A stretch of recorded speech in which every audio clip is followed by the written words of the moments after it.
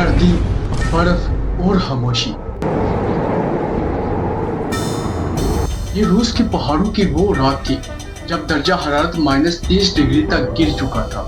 नौ नौजवान होश और जोश से बड़े हुए थे, एक ऐसे सफर पर निकले जिससे कोई वापस नहीं आया।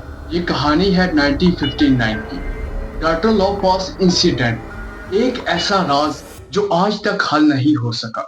जनवरी 1959, स्वीडन यूनियन के 9 तालिब इल्म ने फैसला किया कि वो ओटरटन माउंटेन तक ट्रैकिंग का सफर करेंगे। इन सब के पास मुकम्मल साजो सामान था, हैमे, कपड़े, खाने का सामान और सर्दी से मुकाबला करने की हिम्मत। इन सब की इयादत कर रहा था एग्रो डार्टरलॉव, एक तजर्बेकार बहादुर और समझदार नौजवान, और इसके साथ थे इसके दोस्त। ये सब खुश थे, सबको यकीन था कि ये एक एडवेंचर है। इन्हें क्या पता था कि इनकी जिंदगी का आखिरी सफर होगा। 2 दिन बाद बर्फ का तूफान शुरू हुआ। शदीद बर्फबारी ने रास्ता बंद कर दिया और इन्होंने हुलद सीहिल पहाड़ के दामन में कैंप लगाने का फैसला किया, और यही फैसला था जो इनकी मौत का सबब बना। अगले दिन 1 फरवरी 1959 की रात इनकी कैंप से चीखों की आवाज आई, फिर मुकम्मल खामोशी। 2 हफ्तों बाद जब वो वापस लौट के नहीं आए तो एक सर्च टीम भेजी गई। जब रेस्क्यू टीम पहुंची तो मंजर कुछ ऐसा था जैसे किसी खौफनाक ख्वाब से निकला हो। हैमा जमीन पर गिरा हुआ था, लेकिन हैमे की अंदर से जिप काटी गई थी, यानी वो खुद अंदर से बाहर निकले थे। बर्फ में नंगे पांव के निशान, कुछ के जिस्म पर कपड़े भी नहीं थे।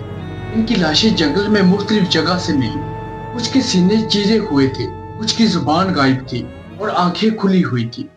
तहकीक शुरू हुई। पहला नजरिया ये दिया गया कि शायद बर्फानी तूफान से मर गई, मगर माहिरीन ने कहा बर्फानी तूफान में लोग इस तरह हैमा काट कर नहीं भागते। फिर कहा गया शायद किसी जानवर ने हमला किया, लेकिन लाशों पर दांत या पंजों के निशान भी नहीं थे। कुछ ने कहा ये सफारती राज है, यानी कि रूसी फौज ने कोई तजर्बा किया।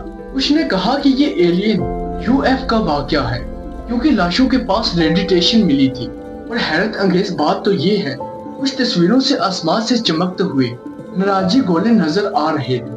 माहिरीन के मुताबिक शायद हवा के दबाव से ऐसी आवाजें बनी जो इंसानी दिमाग में खौफ और उलझन पैदा कर देती है।